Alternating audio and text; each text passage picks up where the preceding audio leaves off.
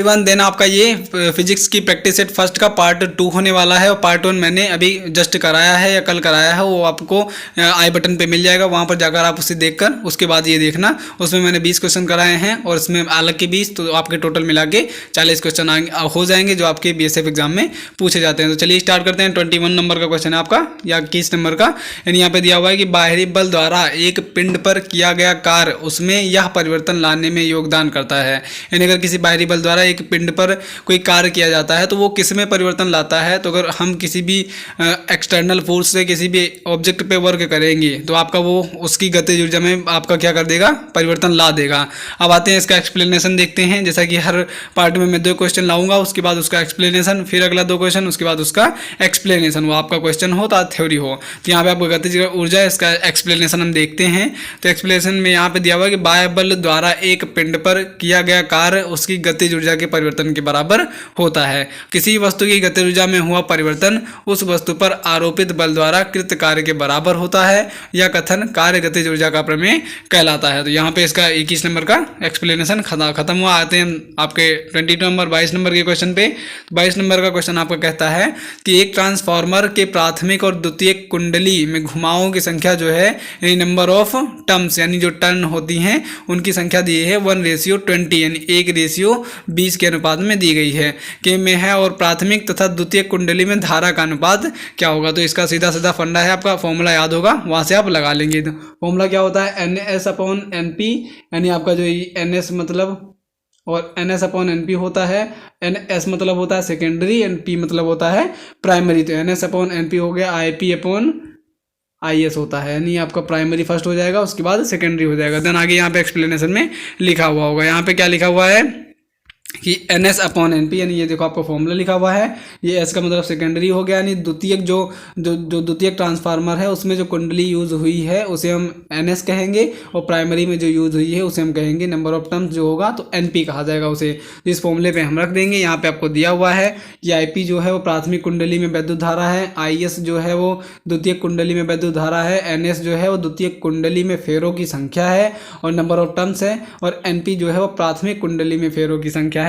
उसके बाद प्रश्नानुसार वो कहा था कि आपका जो द्वितीयक है और प्राथमिक का उनका रेशियो दिया हुआ था 1:20, यानी 1:20 के अनुपात में उनका अनुपात दिया गया था। अब हम इसे पलट लेंगे, यानी फॉर्मूले के बिहाफ पे बनाएंगे तो NS/NP हो जाएगा, तो 20/1 हो जाएगा। उसके बाद हम फॉर्मूले में रख देंगे IP/IS क्या हो जाएगा, यानी 20:1 हो जाएगा, क्योंकि ये NS/NP = क्या होता है IP/IS, तो इसका जो होगा वो इसके भी इक्वल हो जाएगा, तो 20:1 आ जाएगा। देन यहाँ पे आपका प्राइमरी कुंडली में जो धारा होगी और सेकेंडरी कुंडली में जो विद्युत धारा होगी उनका रेशियो का अनुपात हो जाएगा 20:1। देन इसका आपका राइट आंसर बी वाला हो जाएगा। उसके बाद आगे बढ़ते हैं हम। 23 नंबर का आपका क्वेश्चन है कि 127 डिग्री पर एक 8 सेंटीमीटर गुणे 4 सेंटीमीटर आयताकार धातु के प्लेट ईज को, यानी आपका धातु की प्लेट विद्युत क्षेत्र जूल/सेकंड उत्सर्जन करती है। यदि उसकी लंबाई और चौड़ाई दोनों आधी कर दी जाती है और तापमान को 327 डिग्री सेल्सियस तक बढ़ाया जाता है तो उत्सर्जन की दर यानी जूल प्रति सेकंड में आपकी क्या होगी, हमें ये बताना है। तो यहाँ पे क्या हो जाएगा, ये वो अब ये यहाँ पे क्या दिया हुआ है 8 × 4, तो ये आपका आयताकार जो पारक है, आपका L/B दिया हुआ है इसका। उसके बाद आगे हम देखते हैं, तो इसका बी ऑप्शन जो है आपका राइट आंसर हो जाएगा। अब इसके एक्सप्लेनेशन पे चलते हैं। तो एक्सप्लेनेशन यहाँ पे दिया हुआ है। तो आयताकार प्लेट का क्षेत्रफल क्या हो जाएगा, L/B हो जाएगा। आयत का क्षेत्रफल होता है लेंथ इंटू ब्रेथ, यानी लंबाई गुणे चौड़ाई। तो वहाँ से आयताकार प्लेट का क्षेत्रफल हो जाएगा 8 × 4, तो 32 आ जाएगा, इसका 32 सेंटीमीटर स्क्वायर। और आयताकार प्लेट का तो टेम्परेचर दिया हुआ है वो 127 डिग्री सेल्सियस दिया हुआ है, और प्लेट की उत्सर्जन दर = E जूल प्रति सेकंड। उत्सर्जन दर दी गई है, ई दी गई है, खुद ही दी गई है। फिर कृष्ण का जो Q होता है उष्मा जो होता है, उष्मा का फॉर्मूला आपको क्या हो जाता है E और सिग्मा T⁴ × T। तो यहाँ से हम आपका रिलेशन निकालेंगे, तो Q/T डायरेक्टली प्रोपोर्शनल हो जाएगा आपके P से, और P = A सिग्मा T⁴। उसके बाद यहाँ पे हम रिलेशन मैच करवा लेंगे। देन आपका आंसर यहाँ पे इतना सॉल्व करने के बाद ये आपको मैं PDF प्रोवाइड करा दूंगा टेलीग्राम पे, तो आप वहाँ से देख लेना, कॉपी कलम लेकर वहाँ पे लगा लेना आप। देन इसका आंसर आ जाएगा 81/64 ई जूल सेकेंड आ जाएगा। देन यहाँ पे इसका जो है वो बी राइट आंसर हो जाएगा। उसके बाद आगे बढ़ते हैं। 24 नंबर का आपका क्वेश्चन है कि अनुप्रस्थ तरंगों की एक किरण जिसका कंपन उसके गति की दिशा के लंबवत सभी दिशाओं में होता है वह होती है, तो वह अध्रुवीकृत होती है। आगे हम इसका एक्सप्लेनेशन देखते हैं, व्याख्या देखते हैं इसकी। तो यहाँ पे दिया हुआ है कि ध्रुवित प्रकाश में विद्युत वेक्टर के कंपन प्रकाश संचरण की दिशा के लंबवत तल में सभी दिशाओं में सम्मित रूप से न होकर किसी एक ही दिशा में सीमित होते हैं, अर्थात समतल ध्रुवित प्रकाश में विद्युत वेक्टर के कंपन केवल एक ही दिशा में सीमित रहते हैं। उसके बाद अगला दिया हुआ यहाँ पे अध्रुवित प्रकाश में विद्युत वेक्टर के कंपन प्रकाश संचरण की दिशा के लंबवत तल में सभी संभव दिशाओं में सम्मित रूप से होते हैं। ये हो गया आपका उसका एक्सप्लेनेशन। देन आगे बढ़ते हैं हम।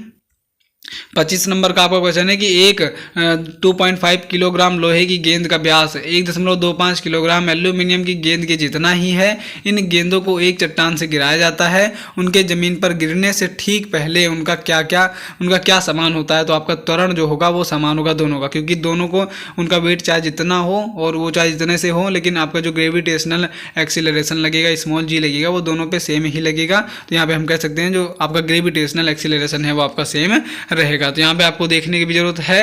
देख लो एक बार, माना दो वस्तुओं को h ऊंचाई से छोड़ा जाता है तो गति के तीसरे नियम के अनुसार b² = u² + 2gh। अब फॉर्मूला आपको याद होना चाहिए।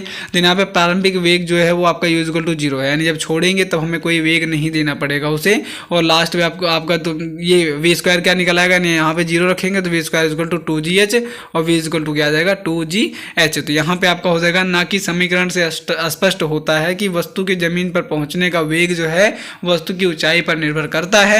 अतः 2.5 kg यानी किलोग्राम लोहे की गेंद तथा एल्यूमिनियम की गेंद को एक ही ऊंचाई से गिरने से ठीक पहले इनका त्वरण जो है वो आपका समान रहेगा।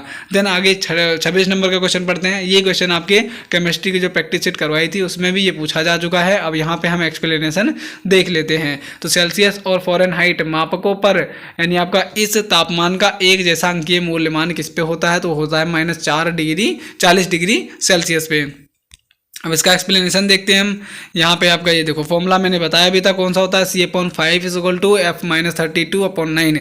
यहाँ पे आपका C के बीच में रिलेशन पूछ सकता है, फ़ारेनहाइट के बीच में रिलेशन पूछ सकता है। तो C = यहाँ पे करा F रख देंगे हम, दोनों इक्वल करके। देन यहाँ पर आपका जो C की वैल्यू निकल आएगी वो कितना आ जाएगा -40 डिग्री सेल्सियस आपका निकल जाएगा। देन आगे बढ़ते हैं हम। 25 नंबर 26 हो गया। आगे बढ़ते हैं, आगे क्या हो जाएगा आपका। देन आगे आपका 27 नंबर का क्वेश्चन हो जाएगा कि यदि x और y द्रव्यमान के नाभिकों को साथ में जोड़ा गया है और उससे m द्रव्यमान का नाभिक बनाया गया है तो आपका क्या हो जाएगा x + y जुड़ के आपका उनका जो द्रव्यमान हो जाएगा वो आपका द्रव्यमान उससे ज़्यादा हो जाएगा, यानी x + y > उसके मास से ज़्यादा हो जाएगा। यहाँ पे क्या हुआ आगे दिया हुआ है, जब न्यूट्रॉन तथा प्रोटॉन मिलकर किसी नाभिक का निर्माण करते हैं, उसका एक्सप्लेनेशन है।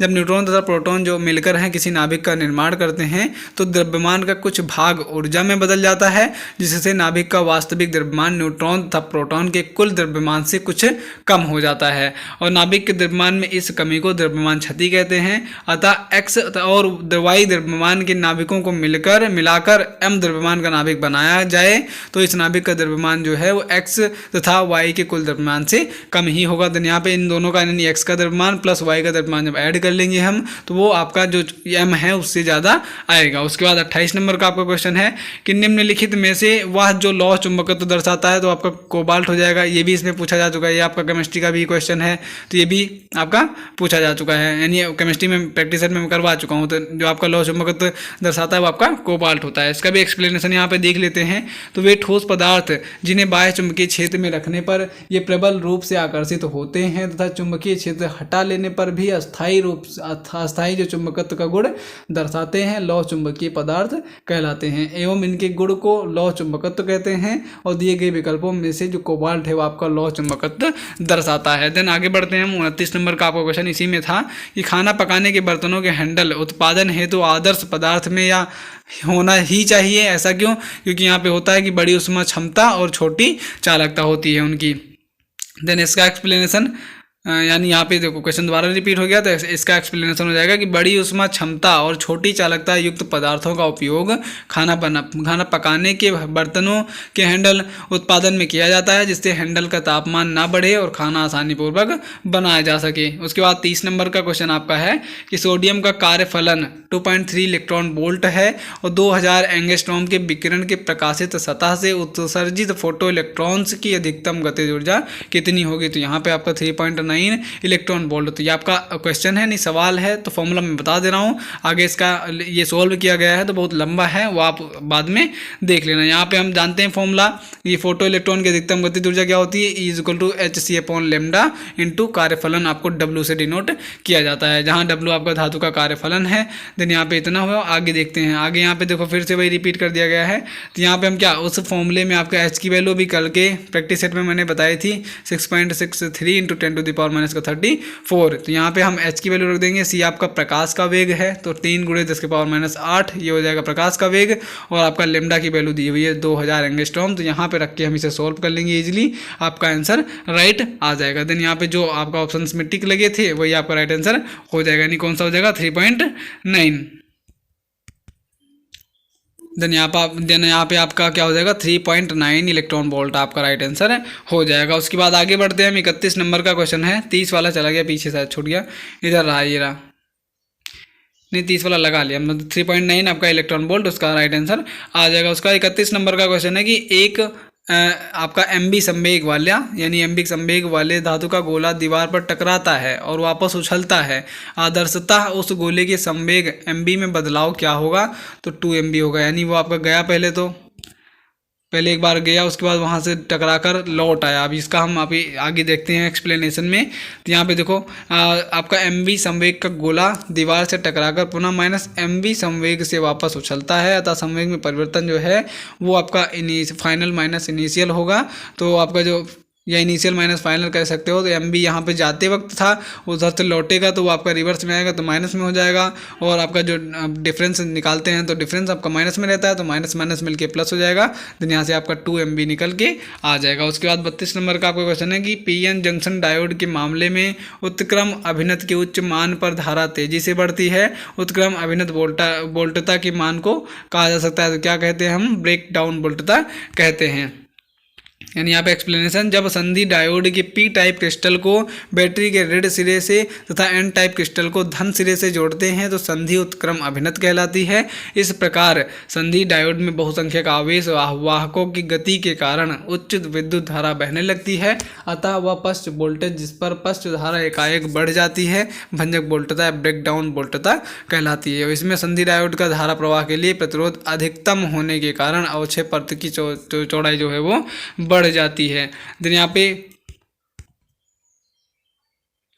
देन आपका 33 नंबर का क्वेश्चन है कि दो ग्रहों की त्रिज्या क्रमशः R1 और R2 हैं तथा उनकी घनत्व क्रमशः ρ1 और ρ2 हैं और गुरुत्व के कारण उनकी सतह पर त्वरण का अनुपात आपका क्या होगा, तो हमें G1/G2 का अनुपात बताना। तो ये हो जाएगा R1 ρ1/R2 ρ2 हो जाएगा। इसका एक्सप्लेनेशन आपको PDF प्रोवाइड करा दी जा रही है, यहाँ पे देख लेना आप उसे। यहाँ पे मैं पढ़ दे रहा हूँ, एक बार समझा दे रहा हूँ आपको। यदि ग्रह का द्रव्यमान आपका M तथा त्रिज्या R हो तो स्मॉल g = फॉर्मूला Gm/r², और माना पहले ग्रह की त्रिज्या R1 तथा घनत्व ρ1 है, तब ग्रह का द्रव्यमान क्या हो जाएगा, m1 रो के फॉर्म में होता है 4/3 πr³ आपका ρ1। यहाँ पे आप इसका क्या हो गया, जब रो हो घनत्व दिया गया हो तब ये आपका मास का फॉर्मूला होता है। यदि दूसरे ग्रह की त्रिज्या R2 तथा घनत्व इतना होता है तब द्रव्यमान आपका क्या हो जाएगा, मान R2 और ρ2 हो जाएगा, बस वहाँ उसकी जगह पे। अब m1 एवं m2 ग्रह के द्रव्यमान है, m = v × ρ होता है, तो g = होता है आपका Gm/r²। यहाँ पे हम उसकी वैल्यू पुटअप कर देंगे, सॉल्व करते चले जाएंगे, देन यहाँ पे हमें रिलेशन फाइंड हो जाएगा, यानी R1 ρ1/R2 ρ2 उनकी गुरुत्व त्वरण के बीच में अनुपात। उसके बाद आगे बढ़ते हैं। आगे आपका कौन सा नंबर का क्वेश्चन है, 34 नंबर का क्वेश्चन है कि उत्तल दर्पण में वस्तु की बढ़ी हुई छवि बनती है। आपका कहाँ पे बनती है, तो वस्तु दूरी के किसी भी मान के लिए नहीं, यानी वस्तु दूरी के किसी भी मान के लिए नहीं। इसका हम एक्सप्लेनेशन पढ़ के समझते हैं कि उत्तल दर्पण में प्रत्येक दशा में प्रतिबिंब दर्पण के पीछे ध्रुव व फोकस के बीच वस्तु से छोटा, सीधा एवं आभासी बनता है। पहला पॉइंट दिया गया है, जब वस्तु अनंत पर हो तब प्रतिबिंब आभासी वस्तु से छोटा तथा सीधा बनता है। यानी यहाँ पे देखो ये आपका दिया गया है यहाँ पे वस्तु अनंत पे रखी गई है। देन इसका आभासी क्या मतलब, आभासी वस्तु से छोटा तथा सीधा बनता है। और अगला पॉइंट दिया, जब वस्तु अनंत तथा ध्रुव के बीच रखी गई हो तो प्रतिबिंब ध्रुव व फोकस के बीच आभासी, सीधा तथा वस्तु से छोटा बनता है। और थर्ड पॉइंट, यानी यहाँ पे 2 पॉइंट थे, वो आपको समझ लेना है। उसके बाद आगे बढ़ते हैं। 35 नंबर का आपका क्वेश्चन हो जाएगा कि एम द्रव्यमान का एक पिंड जो सरल आवर्त गति में है और अपने संतुलन स्थिति से गुजरता है, उसका वेग जो क्या होगा तो अधिकतम हो जाएगा। यानी आपका जो मीन कहाँ से गुजरता है, तो संतुलन स्थिति से गुजरता है, तो उसका जो वेग है वो आपका मैक्सिमम हो जाएगा। यानी यहाँ पे लिखा हुआ है कि सरल आवर्त गति में पिंड का वेग, यदि सरल आवर्त गति करते हुए पिंड का कोणीय वेग ओमेगा, आयाम ए तथा विस्थापन वाई हो, देन ये आपका वेलोसिटी का फॉर्मूला क्या हो जाता है आपका ओमेगा और ब्रैकेट में ए स्क्वायर माइनस का वाई स्क्वायर। समीकरण से यह पता चलता है कि सरल आवर्त गति करते किसी कण का वेग कण के विस्थापन वाई के साथ साथ बदलता है जब विस्थापन शून्य होता है, अर्थात जब कण अपनी संतुलन स्थिति से गुजरता है तब वेग अधिकतम होता है, तो वाई इक्वल टू 0 हो जाएगा। देन यहाँ पे U max is equal to आपका एन डब्ल्यू आ जाएगा। जब विस्थापन अधिकतम होगा तो आपका क्या हो जाएगा 0 हो जाएगा। देन आगे 36 नंबर का क्वेश्चन है कि एक वस्तु विस्थापन समय आरेख निम्न है, यहाँ विस्थापन समय आरेख दिया गया है और इसके संगत वेग समय आरेख हमें बताना है, तो कौन सा हो जाएगा वेग समय आरेख, आपका ऑप्शन बी राइट आंसर हो जाएगा। देन यहाँ पे 36 नंबर का है, जैसा कि हम जानते हैं कि विस्थापन और समय के आरेख की ढाल द्वारा वस्तु, वहाँ पे आपको चित्र समझ लेना, बस चित्र आपका कौन सा हो जाएगा, यानी ऑप्शन जो बी है वो आपका राइट आंसर हो जाएगा। देन आगे बढ़ते हैं हम 37 नंबर का आपका क्वेश्चन हो जाएगा कि न्यूनतम, नहीं 37 नंबर का, हाँ ये आपका हो गया। उसके बाद 37 नंबर का आपका क्वेश्चन हो जाएगा कि क्षैतिज मेज पर रखे समान भुजा वाले प्रिज्म पर एक प्रकाश की किरण डाली जाती है, न्यूनतम विचलन के लिए निम्न में से कौन सा कथन सत्य है, तो आपको बताना है कौन सा कथन सत्य हो जाएगा। तो पी क्यू और क्यू एस जो है वो क्या हो जाएंगे, तो क्षैतिज हो जाएंगे। यानी यहाँ पे क्यू आर क्षैतिज है, नो ये भी ये तो दिखने से पता लगा। पी क्यू क्षैतिज है तो नहीं है, आपका क्या कौन सा हो जाएगा, तो पी क्यू या क्यू एस, यानी पी क्यू या क्यू एस कहा जा सकता है कि आपको क्षैतिज है। देन यहाँ पे आप पढ़ के समझ लेना, ये आपका उसका ऑप्शन था। यानी यहाँ पे न्यूनतम विचलन की स्थिति, यानी न्यूनतम विचलन की स्थिति के लिए प्रिज्म के अंदर परावर्तित किरण प्रिज्म के आधार के समांतर होनी चाहिए। देन उसके बाद 38 नंबर का क्वेश्चन पढ़ते हैं। एक सोनोमीटर तार की मूल आवृत्ति n है, यदि तनाव को समान रखते हुए तार की लंबाई तथा व्यास को दोगुना कर दिया जाए तब नई मूल आवृत्ति कितनी हो जाएगी, तो हो जाएगी n/4 हो जाएगी। उसके बाद आगे बढ़ते हैं हम, इसका आपका एक्सप्लेनेशन देख लेना आप। 39 नंबर का आपका क्वेश्चन हो जाएगा कि बोहर मॉडल के अनुसार द्विआयनित लिथियम अणु Z=3, यानी आपका जो आपका एटॉमिक नंबर है कि निचली अवस्था से इलेक्ट्रॉन हटाने के लिए आवश्यक न्यूनतम ऊर्जा का मान कितना होगा, तो 122.4 होगा। ऑप्शन सी इसका राइट आंसर हो जाएगा। यहाँ पे 40 नंबर का क्वेश्चन है कि और गेट बनाने के हेतु प्रयुक्त नैंड गेट की संख्या कितनी होगी, तो और गेट अगर बनाना है तो नैंड गेट कितने हमें चाहिए होंगे, तो 3 नैंड गेट चाहिए होंगे। उसके बाद यहाँ पे लिखा हुआ है द्विआयनित एलाई, यानी उसका एक्सप्लेनेशन दिया गया है, आप यहाँ पे पढ़ लेना, इसे देख लेना। इसकी PDF में टेलीग्राम चैनल पे प्रोवाइड करा दूंगा। सो अगर पहली पार्ट 1 इसका नहीं देखा तो आपको जाकर आई बटन पे क्लिक करना है, आपको डिस्क्रिप्शन में उसकी वीडियो मिल जाएगी। देन वहाँ पे जाकर आप उसे फुल वॉच कर लीजिए। और ये आपका एक यानी 2 पार्ट में आपका एक प्रैक्टिस सेट कंप्लीट हुआ। देन आगे मैं फिर ऐसे लाऊंगा। So thanks for watching this video and जय